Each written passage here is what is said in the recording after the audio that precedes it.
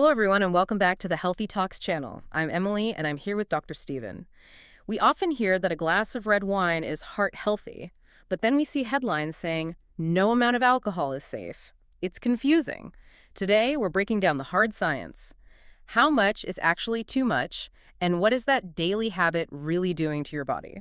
It is incredibly confusing. And honestly, Emily, it's one of the most requested topics we get because Mhm. alcohol occupies this really strange space in our lives. I mean, it's the most widely used social drug in human history, Right, right? it's completely normalized. It's woven into our dinners, our celebrations, even just, unwinding on a Tuesday. But the biological reality, the actual nuts and bolts of what happens when that liquid hits your system is often completely misunderstood. It really is. I think most of us, we kind of operate on a binary setting. Either you're sober or you're drunk. And if you're not stumbling around, you just assume your body's basically fine handling it. Which makes sense socially, but biologically, it's a completely different story. Yeah. And looking at the research stack for this deep dive, we really need to dismantle that assumption. Because we're moving past the old school, just don't drink lectures. We're actually going to look under the hood at the mechanics of everyday drinking. We have to look at the physiology. Because when you strip away the social context, the wine glasses, the toasts, the body reacts to alcohol in a very specific, very aggressive way. So help us understand, Dr. Stephen. Let's start with that machinery. In the sources, there's this really fantastic analogy describing the liver. It completely changed how I visualize a casual drink. It's a great way to picture it. To understand alcohol, you really have to understand the liver. So think of your body as a bustling, high-tech metropolis. Okay, a big city. Yeah, big city. It's got traffic, energy grids, waste management, the whole works. And the liver. The liver is the city's central water filtration plant. It's a highly efficient 24/7 facility, So it's always running. always running. Under normal circumstances, this plant is happily humming along, handling routine maintenance. It's processing nutrients from your lunch, it's balancing your blood sugar, and crucially, it is burning fat.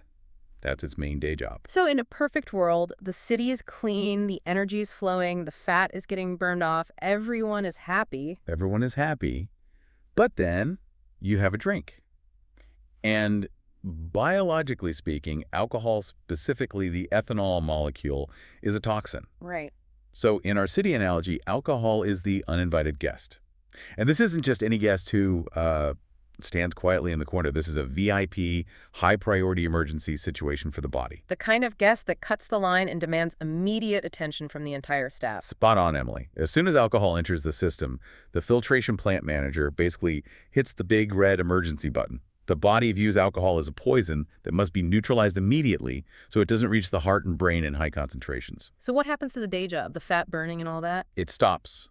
The plant stops all of the work. Wait, all of it. It completely halts. All of it. This is the part people miss. The fat burning, paused. The nutrient filtering, put on hold. The blood sugar management, sidelined. The entire facility pivots 100% of its resources to breaking down that ethanol and getting it out of the building. That is a really stark image. I mean, I think people assume their metabolism can just multitask, like, oh, I'll process the wine and the steak dinner at the same time, but you're saying it's strictly sequential. It is entirely sequential. The liver has a strict priority list, and toxins are always number one. So imagine you're having a burger and a beer. The calories from the burger, the fats, the carbs, they are literally waiting in trucks outside the plant. They cannot be processed until every drop of the alcohol is gone. So every time we drink, we are effectively hitting the pause button on our metabolism. You're creating a backlog. Yeah. Now, if you do this once in a while, say at a wedding or a birthday, it's fine. The alcohol clears, the plant goes back to normal operation, and it catches up on the backlog of fat and waste.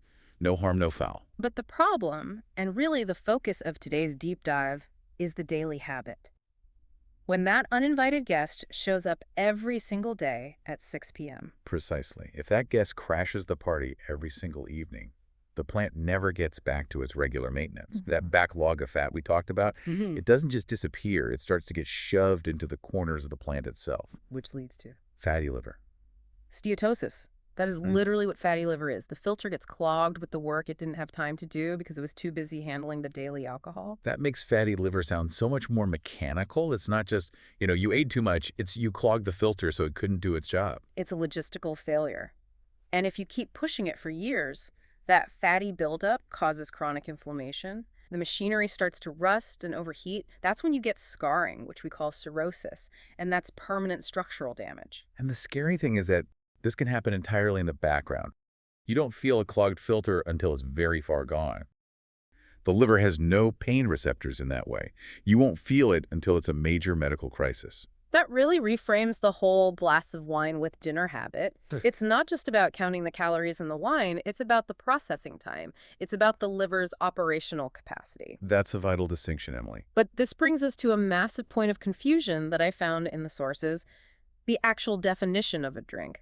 Because when I pour a glass of wine at home after a long day, I'm certainly not measuring it with a beaker. No one is. And that is exactly where most people accidentally cross the line into what is medically considered heavy drinking without ever realizing it. We have this concept of a standard drink, but it is remarkably small. Yeah, I was looking at the data from the Australian health guidelines versus the US sources. There's a bit of a difference, but they're both surprisingly low amounts of liquid. They are. In Australia, a standard drink is defined strictly as containing 10 grams of pure alcohol. In the US, it's a bit more generous, roughly 14 grams, which is about 0.6 fluid ounces of pure ethanol. Okay, 10 to 14 grams. That sounds very abstract. Let's make that concrete for the listener. What does 10 or 14 grams of alcohol actually look like in a real-world glass? Much less than you think. If you go to a restaurant and order a glass of wine, look at what they pour. Or look at those large modern wine glasses we all have in our kitchens, the ones that look like giant fish bowls. Oh yeah, the really nice wide ones. Right. A typical home pour or a generous restaurant serving is often 150 to 250 milliliters. Which feels like a completely normal serving. I wouldn't think twice about that being one drink. It feels normal socially, but mathematically, that single glass can easily be 1.5 to 2 standard drinks. Wow. And if you're drinking a high ABV craft beer like a double IPA that's 8 or 9% alcohol, that single pint glass could be 2 or even 2.5 standard drinks. Okay, so let's play this out. If I sit down and have 2 glasses of wine over a long dinner, thinking I'm just having a moderate, civilized evening. You might mathematically be consuming 4 or 5 standard drinks in one sitting. And if you do that every night, you are technically in the category of a heavy drinker. Even if you never slur your words, you never stumble, and you wake up for work on time every day. That is a massive reality check. I think a lot of people listening would be surprised to find their moderate habit is actually classified as heavy use, just based on the raw volume of ethanol. It's a very common realization. So if we want to keep the filtration plant running safely, are there actual guardrails? What are the hard numbers we should be aiming for? To keep the risk of alcohol-related disease low, researchers have developed guidelines like the 10 and 4 rule. This one is particularly prominent in the Australian health advice we reviewed. Break that down for us, Dr. Stephen. What exactly is the 10 and 4 rule? The rule is quite simple. Healthy adults should have no more than 10 standard drinks per week and no more than 4 standard drinks on any single day. Okay, so 10 a week total, and a maximum of 4 in one go. Correct. And remember, that's an upper limit for keeping your risk low. It is not a target you should try to hit. The rationale is that keeping strictly within these limits significantly reduces the lifetime risk of dying from an alcohol-related disease or injury. It's interesting because when you just say 10 drinks a week, to some people that sounds like a huge amount. But if you're pouring those restaurant pours we just talked about, those double servings, that's basically just 5 glasses of wine a week. Exactly. It's not even 1 glass a day. The math is brutal. And that's why the daily habit is so tricky. It sneaks up on you. And, we've focused really heavily on the liver so far, but the uninvited guest doesn't just stay in the filtration plant. Right, it circulates. It wanders through the whole city. We need to talk about what this daily exposure does to the brain and to the cells themselves, because the daily impact goes way beyond just liver fat. I'm glad you brought that up because I found the section on sleep in our sources particularly jarring. A lot of people, myself included at times, have used a drink to wind down before bed. It feels like a nightcap. I feel like it helps you sleep. It helps you lose consciousness. Yeah. There is a very big, very important medical difference between true sleep and sedation. Alcohol is a depressant. It's a sedative. So yes, it knocks your cortex offline faster. You fall asleep quicker. But once you are out. Once you're out, the quality of that sleep is significantly degraded. Alcohol drastically interferes with REM sleep, rapid eye movement sleep. And that's the crucial phase, right? It is the restorative phase. This is where your brain processes emotions, consolidates memories, and essentially cleans its own house. Alcohol severely fragments this stage. So your brain is trying to enter that deep repair mode, and the alcohol is just kicking it back out. Constantly. It's like trying to deep clean your house, but the fire alarm goes off every 20 minutes. You never actually get the work done. This is exactly why you can sleep for 8 solid hours after a few drinks, but still wake up feeling groggy, anxious, and totally unrefreshed. Sleep. It is junk sleep. And if you drink daily, you are effectively living in a state of chronic, low-grade sleep deprivation. You haven't had a proper uninterrupted REM cycle in months. That explains the daytime brain fog, the irritability, the low energy. You're running on a battery that never charges past 60%. That explains so much about that sluggish feeling, but we need to go even deeper, down to the cellular level. In the research for this deep dive, the link between alcohol and cancer was much stronger and much more specific than I realized. I think everyone knows smoking causes cancer, but alcohol, we tend to think that's only an issue for severe alcoholics. It's a connection we simply don't talk about enough in public health. And the mechanism is really clear. When your body breaks down that ethanol, the very first byproduct it creates is a chemical called acetaldehyde. Acetaldehyde. That sounds like a harsh industrial chemical. It's terrible stuff. It's a known carcinogen. Think of acetaldehyde as a vandal inside your cells. Its main hobby is smashing DNA. It literally binds to your DNA and prevents the cell from replicating correctly. So daily drinking means you are basically bathing your tissues in this vandalizing chemical every single day. Exactly. And the data reflects that. We know now that daily alcohol use increases the risk of at least 7 distinct types of cancer. This includes mouth, throat, esophagus, bowel, liver, and specifically breast cancer. The breast cancer connection was the one that really stood out to me in the sources, because it wasn't just about the DNA damage from the acetaldehyde. There was a specific mechanism involving vitamins, right? Yes, and this is where the science gets really fascinating. It's the folate connection. Folate, which is vitamin B9, is absolutely essential for repairing DNA. So folate is like the construction crew that fixes the windows the vandal just smashed. That is the perfect analogy, Emily. Folate is the foreman of the cellular repair crew. But here's the problem with alcohol. It actively blocks your body from absorbing folate in the first place. It effectively fires the foreman. So let me make sure I have this straight. You have the acetaldehyde, the vandal smashing up the DNA, and at the exact same time, the alcohol has fired the repair crew that's supposed to fix it. You've got it. It's a double whammy. You're increasing the structural damage, and you're disarming the body's defense system simultaneously. That chaos is exactly where cellular mutations survive and where cancer starts. That is wild. It is, and that is why even light drinking, we're talking just 1 drink a day, has been consistently linked to an increased risk of breast cancer in women. The margin for error is much smaller than we used to think. That is incredibly heavy, but it's so important for people to know. However, Dr. Steven, I have to play devil's advocate here, because for decades we've been told the exact opposite. We've been told about the French paradox. Yes, the famous paradox. You know the image? The healthy 90-year-old in Provence who drinks a glass of red wine every day and has a perfect heart. What happened to that? Were we just lied to all these years? Lied to might be a bit strong, but we were definitely looking at deeply flawed data. The French paradox is one of the most enduring myths in nutrition science.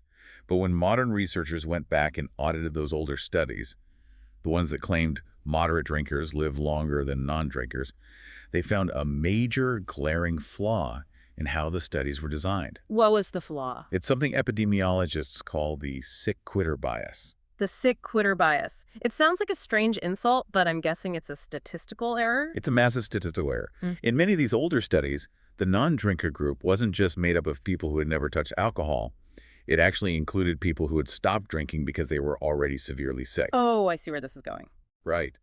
The non-drinking group was filled with recovering alcoholics who had previous organ damage, people with chronic illnesses who couldn't mix alcohol with their medications, or just the elderly and frail. So when you compared the moderate drinkers to this group, the drinkers looked like Olympians by comparison. Exactly. It's a classic healthy user effect. People who casually drink 1 glass of red wine a day often have a higher socioeconomic status. They eat better diets, maybe the Mediterranean diet. They have less chronic stress, and they exercise more. It was their lifestyle protecting their hearts, not the Pinot Noir. The wine was just an accessory to a healthy life. So the uninvited guest was basically taking credit for the host's good behavior. That is the perfect way to put it. When you strip out those sick quitters and you compare moderate drinkers strictly to healthy lifetime abstainers, the apparent health benefit of alcohol largely disappears. The current medical consensus is becoming quite clear. The less you drink, the lower your risk. There is effectively no net health benefit to starting drinking if you don't already. Okay, so we've painted a pretty stark picture today. We've got the clogged filtration plant, the vandalized DNA, the junk sleep. For the listener who is thinking, oh no, I've been having a couple of drinks every night for 10 years, is it all doom and gloom? Is this cellular damage permanent? No. And this is the most important, hopeful part of the deep dive. We are not fragile machines. The body is incredibly resilient, and the liver is the absolute superhero of organ regeneration.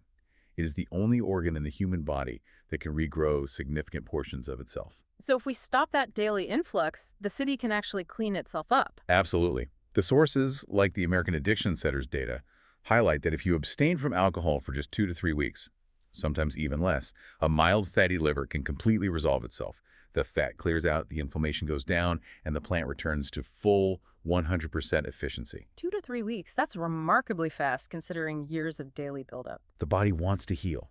It is desperate to heal. It just needs the opportunity. And it's not just the liver. Brain scans show that with sustained abstinence, cognitive functions like memory and attention span rapidly improve, and your sleep architecture stabilizes. You get your deep REM sleep back. The mental fog lifts.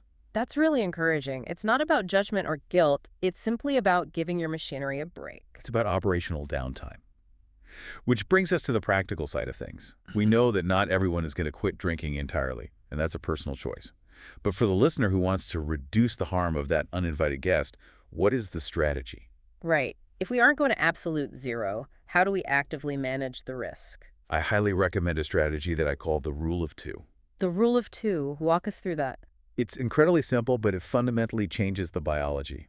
Ensure you have at least 2 alcohol-free days in a row every single week. Why in a row specifically? Why is taking Monday and Tuesday off better than taking, say, Monday and Thursday off? Because of that backlog we talked about earlier, if you drink Monday, your liver is actively processing toxins.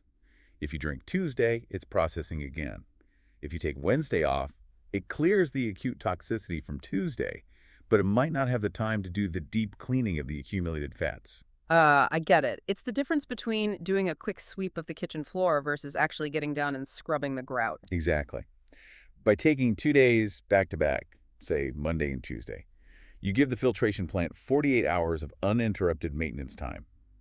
It allows the liver to finally process the fats and metabolic trash it ignored while it was handling the weekend's alcohol. It breaks that cycle of chronic inflammation. It does. And for the brain, it allows for a true reset of those sleep cycles. Yeah. It's a small behavioral change, just 48 continuous hours, but biologically, it's a massive relief for your entire system. I really love that approach. It feels manageable. It's not a lecture saying never drink again. It's just saying give your body a weekend to catch up. It's all about boundaries. Which brings us to our final thought for the listener. We started this deep dive talking about alcohol as an uninvited guest. And I think the question you really need to ask yourself is, if this guest is so high maintenance, if they shut down your house, fire your repair crew, and trash the place every time they visit, are you letting them crash on your couch every single night? Or is it time to change the locks? Or at least make them call before coming over? Right. Are you setting boundaries? Because your filtration plant definitely needs them. Dr. Stephen, this has been such an eye-opener. It really changes the perspective from a moral good versus bad to just clearly understanding how the machine works. And that's always the goal. Knowledge is the best way to make decisions for your own health. Absolutely. Thank you all for listening to this deep dive. Take care of your filtration plants, and we'll see you next time on the Healthy Talks channel. Stay healthy, everyone.